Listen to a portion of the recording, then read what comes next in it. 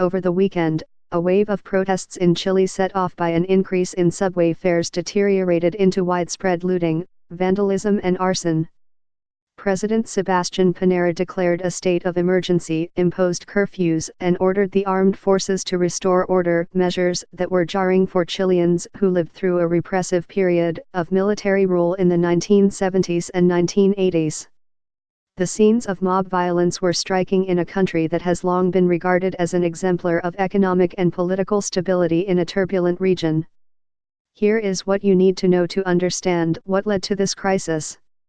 A modest subway fare increase that started on October 6 led high school students to jump turnstiles at metro stations in Santiago, the capital, earlier this month. They promoted it as an act of civil disobedience using the hashtag number evasion masiva, or mass evasion, on social media. As fare dodging became rampant, some metro stations closed and police cracked down violently on passengers who had jumped over turnstiles. That was the catalyst for large street protests that soon became about much more than the cost of riding the subway.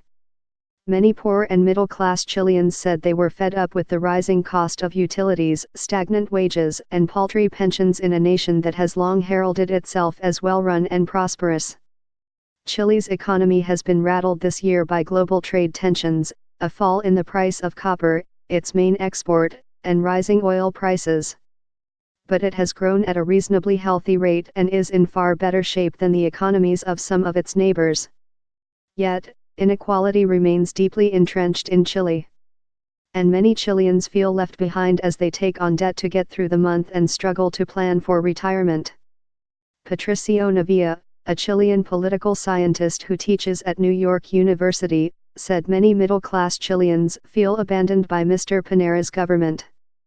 The billionaire president has pushed reforms that lower taxes on the wealthiest in an effort to attract investment and boost growth. That has created the impression that this government is far more concerned about the rich than people of lower income, Mr. Navia said.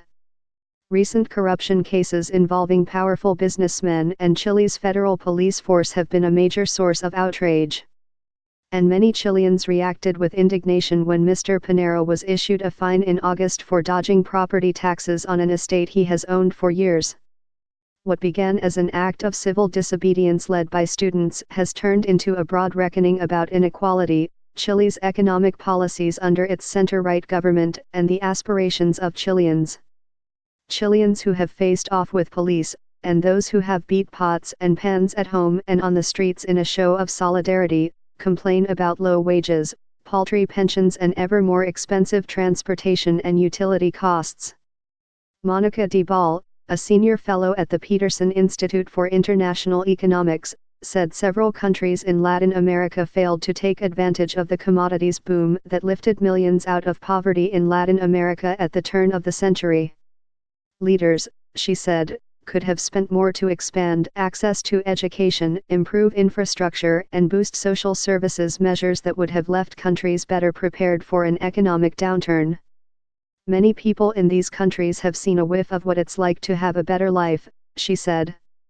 While Chile has done more than others in the region to plan for leaner times, Ms. de Ball added, it's not enough for what people aspire to. As looting and vandalism spread briskly on Friday, a startled Mr. Piñera declared a state of emergency at midnight and put the military in charge of reimposing order. That was an extraordinary step in a country where the military had killed and tortured thousands of people just decades ago in the name of restoring order. The government scrapped the subway fare increase, and Mr. Piñera said that he is mindful of the broader grievances that fueled the unrest. But the president has yet to outline a comprehensive set of policies. Mr. Piñera has expressed a willingness to meet with opposition leaders, some of whom have argued that deep structural reforms are needed. But he seemed to have difficulty coming to grips with the real source of the population's frustrations. He blamed organized criminal groups for the violence. Mr. Piñera declared Sunday night, "We are at war against a powerful enemy who is willing to use violence without any limits." But the general charged with restoring order, Javier Iturriaga, struck a very different tone. "I am a happy man," he said. "I am not at war with anyone. John Pogahosimovic, a Latin America expert at the United States Naval Academy, said Mr. Pinera had been surprisingly inept at recognizing and responding to the initial protests. Mr. Pogahosimovic said the unrest in Chile and similar crises that have rattled the region in recent months should put political elites on notice. This might just be the wake-up call. Some of these governments and political parties need to improve their representation and governance, he said.